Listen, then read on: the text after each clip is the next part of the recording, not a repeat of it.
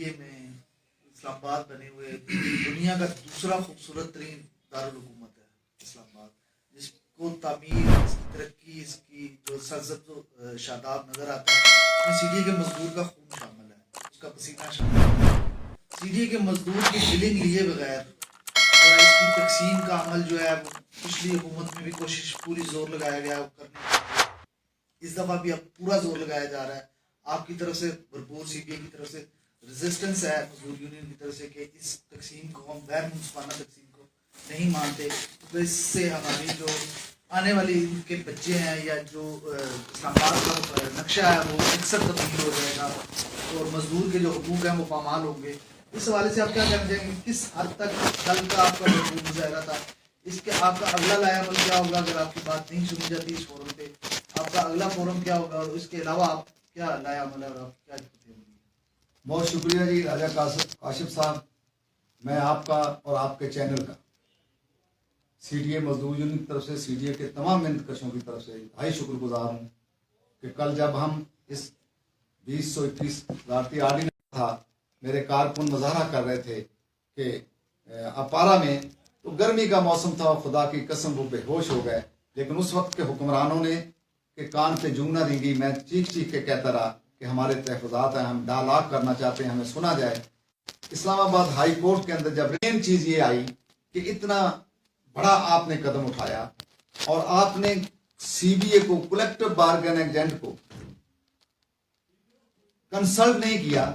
CDA نے وہاں پہ اجاز باجوہ صاحب تھے، اسد کیانی صاحب تھے جو ان کی نمائندگی کر رہے تھے، تو جج صاحب نے پوچھا تو انہوں نے کہا کہ نہیں جی، انہوں نے کہا آرڈر پاس کر دیا اسی وقت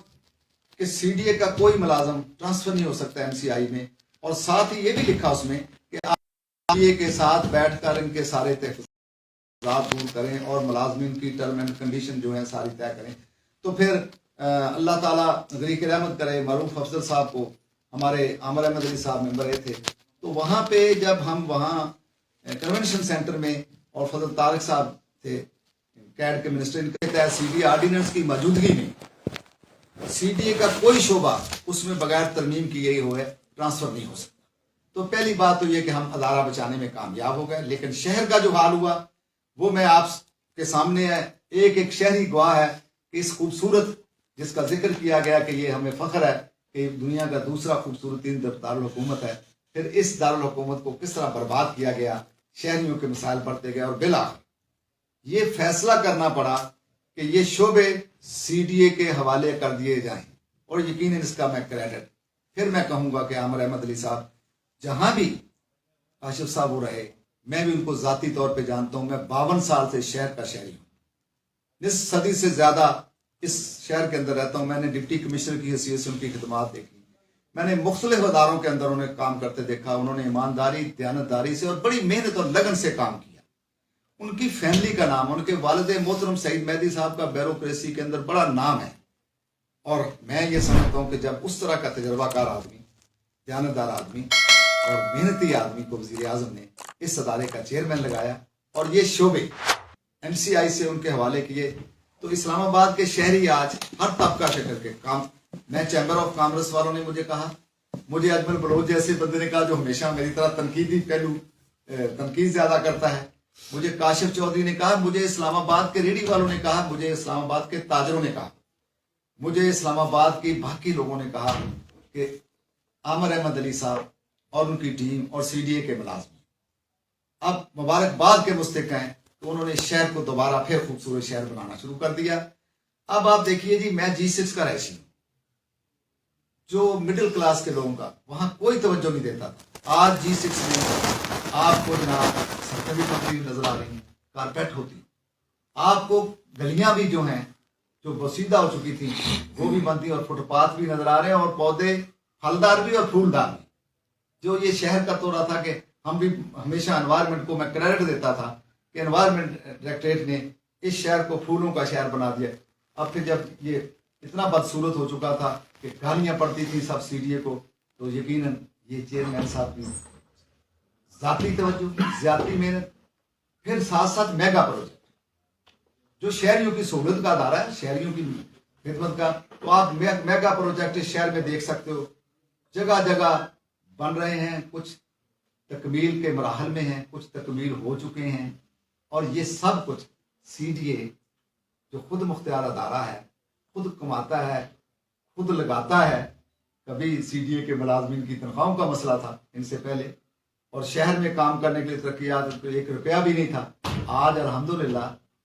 انہوں نے ایسی مینجمنٹ کی، ایسی منصوبہ بندی کی، وہی ادارہ ہے، وہی امپلائیز ہیں،